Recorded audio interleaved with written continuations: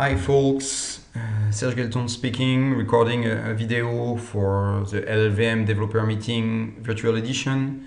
And today's talk will be about compiler plugins within LLVM. So it's not about AST plugin like the one we can write for Clang. It's really about compiler plugins at the LLVM IR levels. And the one you write when you want to modify the LLVM IR or to analyze it, and to do that in a separate repo. So if you want to write such a plugin, the first thing you need to do is to read the documentation, and we do have a quite decent documentation about how to write such plugins. So if you follow that, you quickly end up with a working example. So this example is typically split in two sections.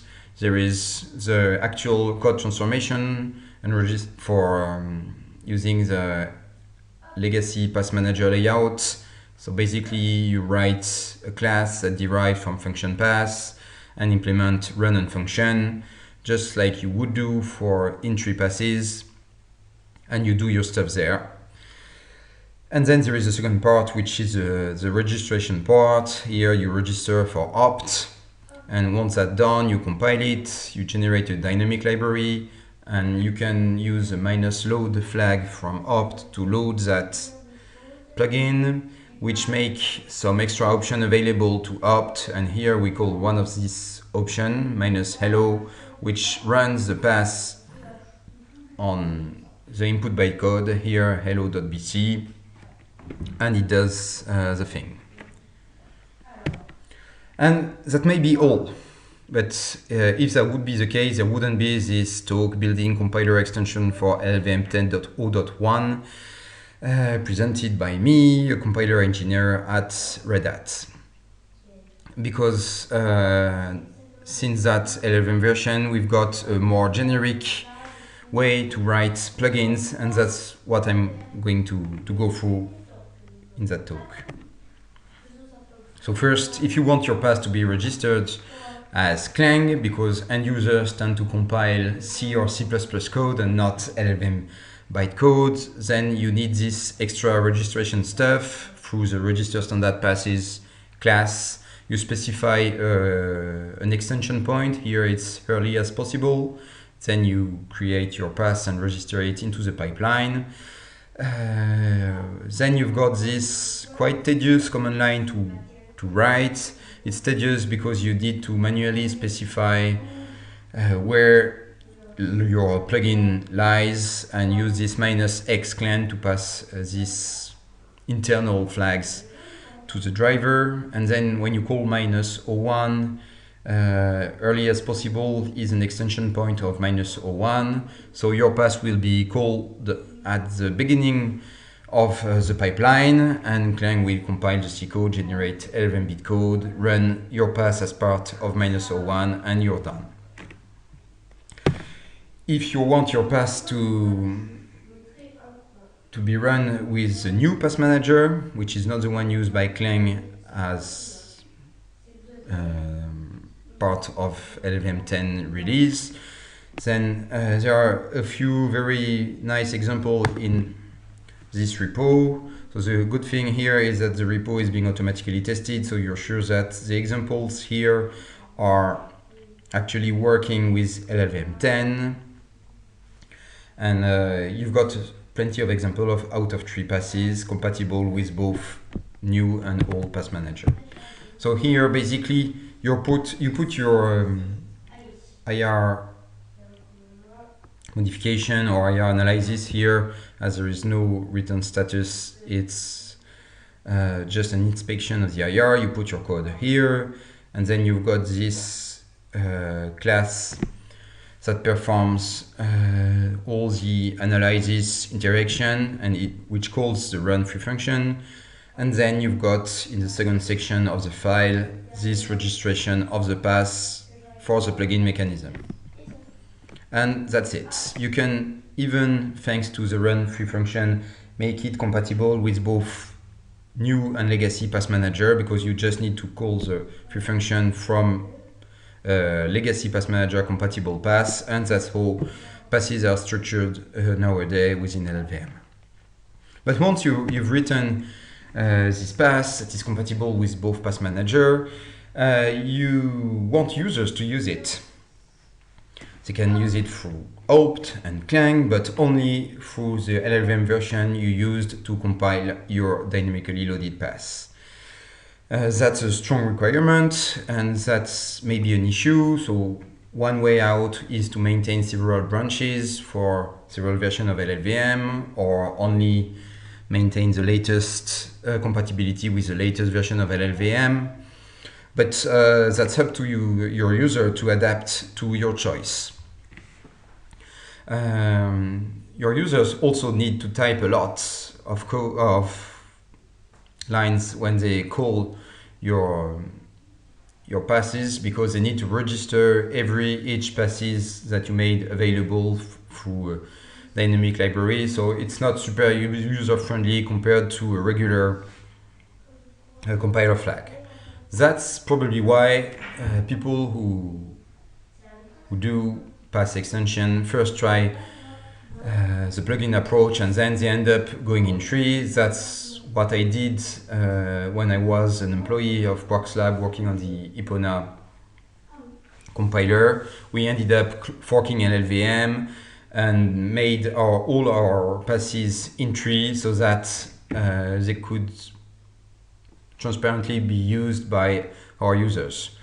But there are a few downsides when doing so. The first one is, as we are forking LLVM, that's an heavier repo, because we've got all the history of the mono repo. We've got less code locality because we modify a few CMake files, probably the test suite. Our passes are registered deep into the directory layout, so it's not visible when people access our code. They need to already know the LLVM code base, and it's still tied to a given LLVM version. But that time it's explicit, and as we ship the whole compiler, it's less of an issue, except when you need to rebase. And in that case, the fact that we've got less code locality may make some rebase a bit more difficult. Back in LLVM 9 and before, there was another approach taken by Poly. For Poly, they wanted their users to use Poly both as in-tree or as a plugin.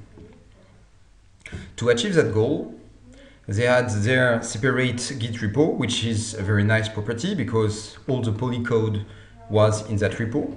But there was a lot of hooks within the LLVM code base and within the clang code base. And if we grepped for Poly within LLVM and clang, removing all the doc and test and obviously the Poly source code, there was still more than 50 occurrences of Poly, which is not the way it should be, because there shouldn't be anything specific to Poly within LLVM.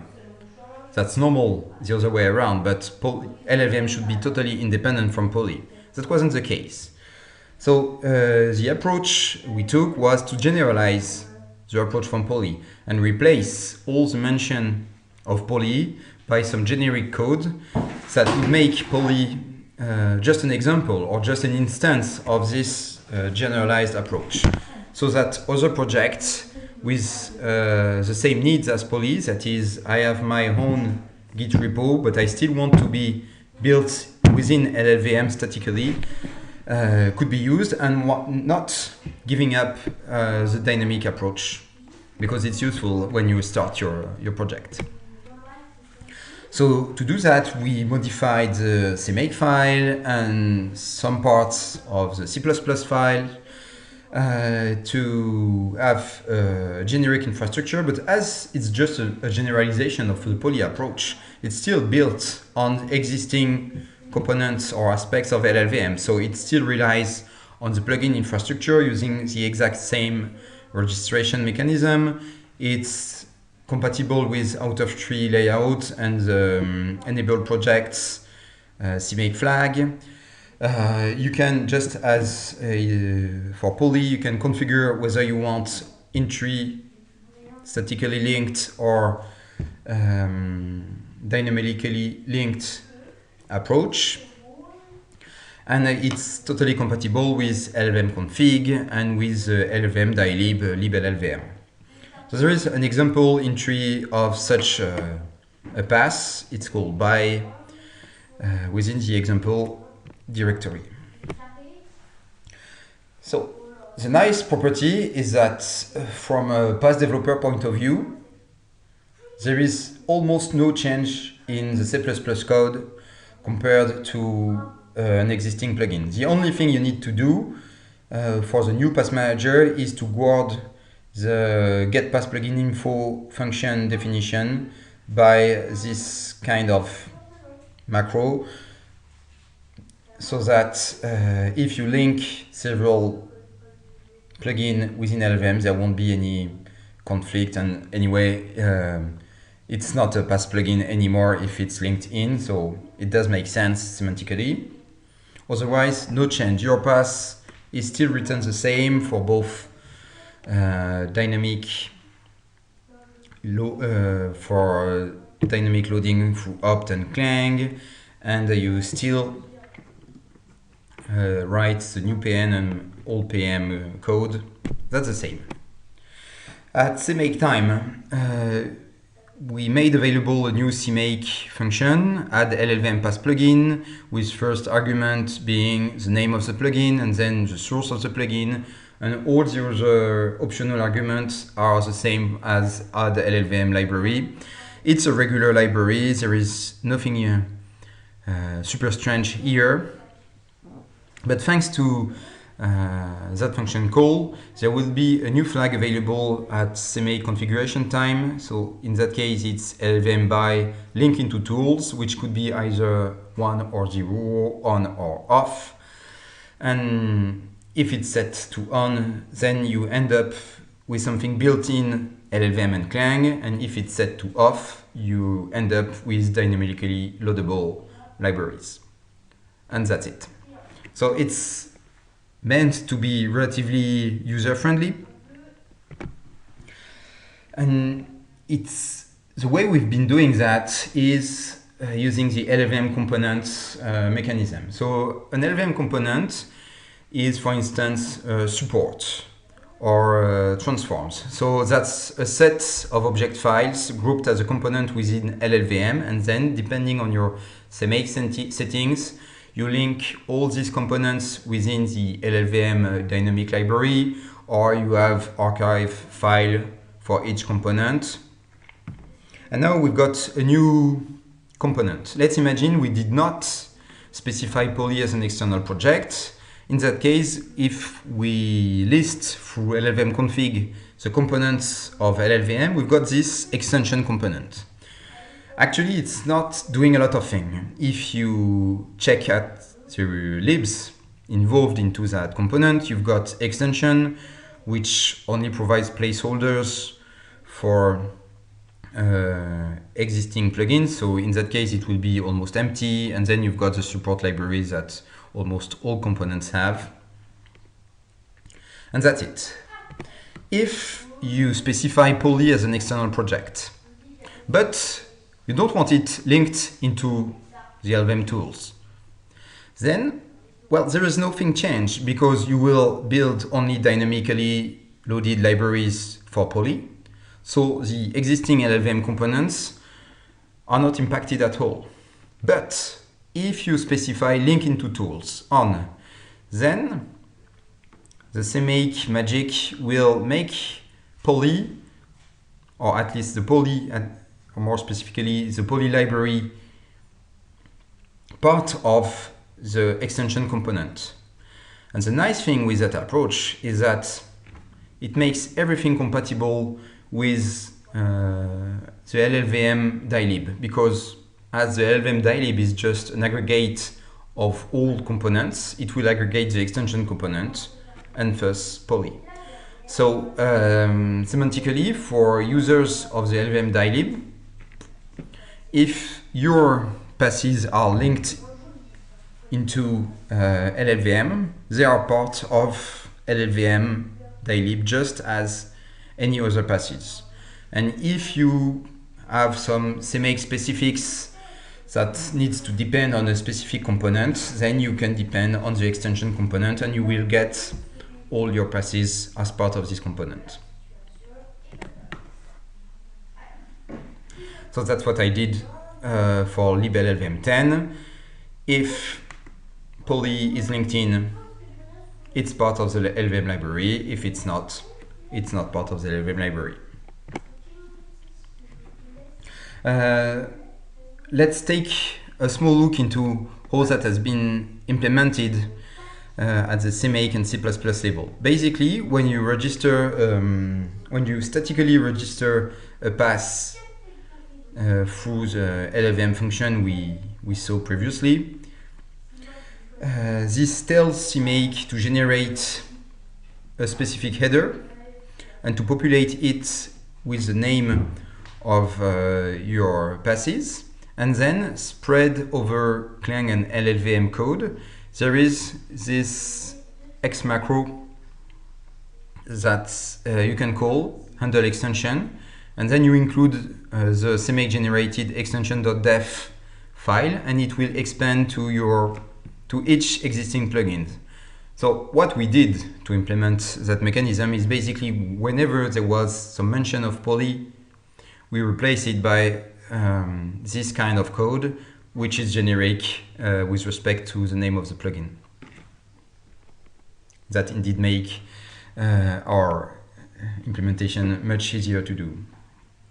So, as a conclusion, thanks to that work, we don't have any mention to poly into LLVM 3 anymore, which from an engineering point of view is much cleaner. It's now easier if you have out of tree passes and want them to be used in tree, because it's only a matter of putting your pass in a repo, selecting that repo through the LLVM external projects, and then specify that you want it to be compiled in tree, and that will just work. It also makes it easier for downstream users of LLVM to maintain their own repo without forking LLVM. And as a personal note, it was quite a difficult job to achieve, because there is a lot of possible setups between the different OSs, between the different static or dynamic setup for the plugin. So the build boat read a lot of time, but in the end it made it in tree, and everybody can benefit from it. So I guess that was the goal, and that's also the end of my talk. I'd like to thank a lot Michael Cruz for helping and being positive about that change. All the review he did over more than 6 months, I guess, were all very positive, and that really helped me to build something that is now working correctly. Cheers.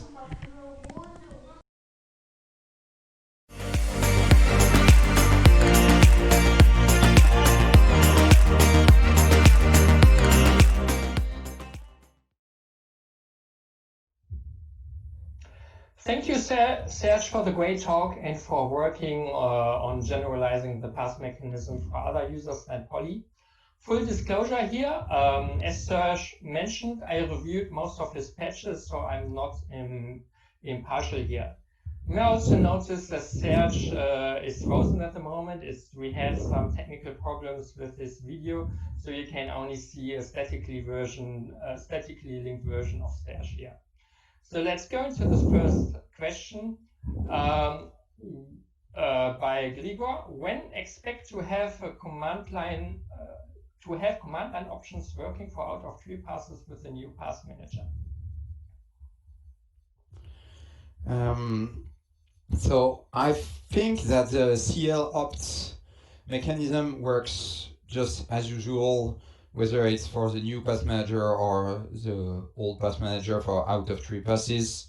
But I've been told that there is another option mechanism for the new pass manager, and I'm not versed on that aspect. So my better bet would be just use the CL opt regular mechanism, and that should work. Okay, thank you, Serge, for the answer. The next question by Christoph. Are there plans to improve the usability, for example, such as keeping LLVM in tree to be not necessary anymore? That's something I would like a lot. But there is, because typing the whole command line is a bit troublesome and tedious, and it makes it possible to actually ship a tool built with it on plugins, because that puts too much of a burden on the user.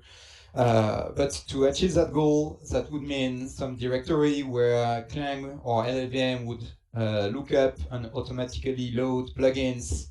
And there actually was a review on that on Fabricator, but that review got stalled, and I'm not sure people are fine with automatically loading stuff, maybe for security issues or for awareness or control of what's happening. And more generally, that puts some kind of global states related to the file system. And the review had rather negative feedback as of now. So I'm not sure there is plan. There are some people wanting to do that, but no concrete solution has been envisioned yet, as far as I know. Okay, thank you, Serge. This is at the moment the last question from the audience. Please keep the questions coming. I will ask my own question in the meanwhile. So for the first question from my side is, sorry, I can't resist. Who was the kid in the background? She's the same as the one who wrote the drawing, who painted the drawing right on top of my head. So that's my daughter, that's the lockdown effect. Thank you. Now question back to the topic again. Do you know any other passes than poly and the example bypass that use the generalized statically linked passes? Or is it up to now just for having poly references to poly out of the LLVM code base? When I picked up that task, I was working for Quarks Lab. Well, at first I was working for Quarks Lab, and they developed an obfuscator based on LVM, and they had to do everything in tree. And so the root of the idea was to move part of the Quarks Lab mechanism to the one I developed. But then I got hired by Red Hat, so that somehow froze that aspect. But now it's possible to do it. So I can just hope someone will pick that up. We did advertise a new mechanism on the mailing list and through that talk, so we just need to wait for the ball to roll a bit. That's my best bet. Have you been hired by Red Hat or was it IBM already? Actually, it was Red Hat when I got hired, but the first day I started, they moved to IBM. Maybe IBM bought Red Hat because I got hired by Red Hat. That's my guess. Okay, thank you. Next question for the topic. When writing a new path plugin, what would your recommendation be? Would I use some dynamically linked library by loading a module, or should I start with a statically linked library? According to me, when you start LLVM, the first you start to interact with the LLVM infrastructure, It's easier to start with pass plugin because dynamically loaded one, because you don't need to understand the CMake infrastructure. You can do all the development on your own repo, so there is less friction with existing ecosystem, and that's easier to compile. So to start with, that's better, and probably when you want to ship it, you can just activate the statically linked flag because that's easier for user. At least that was the design I had, or the use case I had when I developed it, this mechanism. First, do it dynamically because it's easier for development, and ship it statically because that's easier for the user. Okay. Well, what do you think about providing a template for pass plugins that make both possible, statically linked and dynamically load module, or is the bypass already such a thing? Yeah, the bypass example was meant to provide this kind of skeleton. I don't remember. Does it also support dynamic loading? Yeah, it does. Okay. It supports both. Okay, next question then. Should passes add themselves unconditionally to the pass pipeline when loaded, or only when enabled with an additional flag, such as LLVM poly? I guess that's up to the user or to the pass developer to decide that. I tend to think that the poly approach is nice with that respect because it's opt-in, but it requires some more interaction with command line options and such, and with the pass manager. So it's a bit more difficult to implement. I mean, when you're new to the pass manager, but for the user, especially when it's a plugin, that's something that you may want to activate or deactivate, and not through loading, but through a flag. So I think the poly approach is nice, but that's not the first step to do when you start a new plugin. Okay, thank you. We have another question from the audience, which is, what platforms do you support? According to the buildbot, we support all the platforms that are supported by the generic plugin loader. So that's Windows, Linux, and OS X. Actually, the way I developed this generic approach, there is new loading mechanism. It all relies on the existing ones, but it makes it straightforward to move from dynamically linked to statically linked. So we have the same limitation as the existing system. Just regarding to that, a question for myself in that, what were the biggest problem in implementing this? I think especially about support for Windows and Mac OS. That difference, since I remember there were a lot of bug reports that caused by Mac OS users, for instance. Yeah, the main issue is that this mechanism requires specific CMake configuration, and it's strongly dependent on the underlying platform for the loading. And so it's difficult to test it because you have dozens of configuration, interaction with the LLVM dylib2, which caused some issues. So it was difficult because I could not test all the configuration on my setup, and so I had to rely on the buildbot to do that, which means post-commit validation, which is always a pain. I could limit that a bit thanks to the GitHub Actions, so that gave some kind of cross-platform testing. But yeah, the issues were interaction between LLVM dynamic library plus dynamically loaded libraries, as general, and the different configuration flags. I remember you set up some, as you said, the GitHub actions. You asked set up a separate GitHub CI to test different problems. Did that help a lot? Yeah, actually I use the one developed by Tom Stellar and just adapted the configuration to test my purpose. But yeah, that was, I could not live with post-commit validation. I don't like that. Yeah, I understand. A common error that occurred that users could see is something like clopt command already registered. What's the reason for this error? And if I see it, how can I fix it? Yeah, that's an error we get a lot while developing that plugin.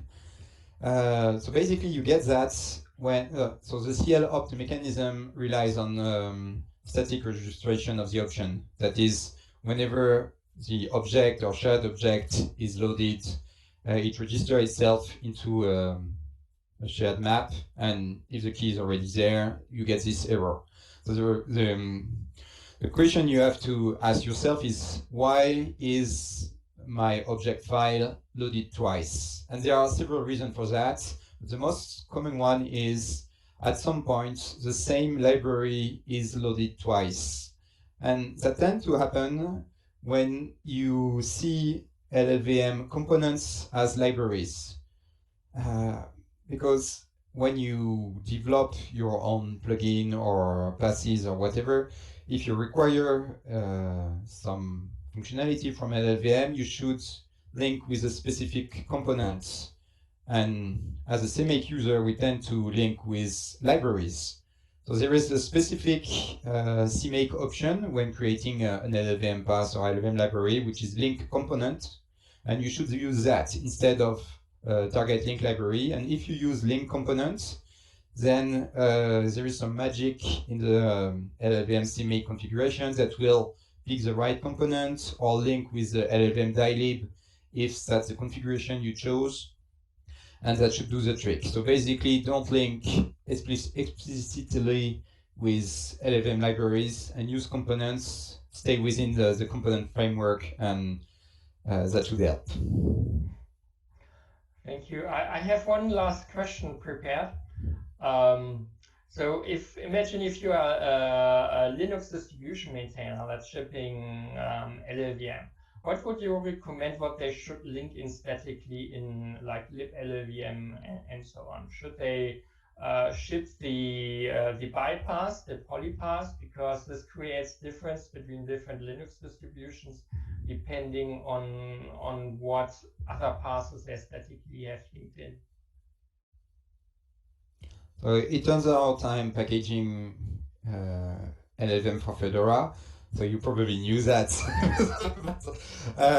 So the approach we chose with Tom is we ship the core passes within LLVM dilib, so one single shared library, and we also distribute poly, but as an external plugin.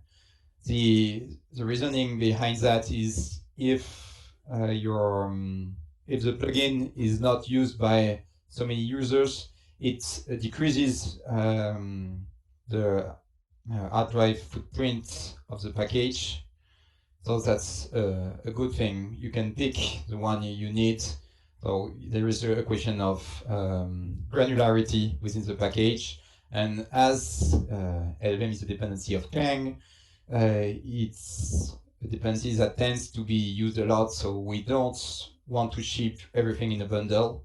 But I've been interacting with the Debian maintainer of LLVM, and they indeed have a different approach. Yes, that's maybe a reason why there are different distributions. But the argument for shipping dynamic passes instead of everything linked statically is mostly the size of the package, and for a toolchain package, it makes sense to keep it relatively small. Okay, thank you, Serge. Since we do not have any more questions here, I think we can finish the Q&A. I want you to thank again for your talk, your work on the generalization of statically linked passes, and answering all my questions. Thank you again.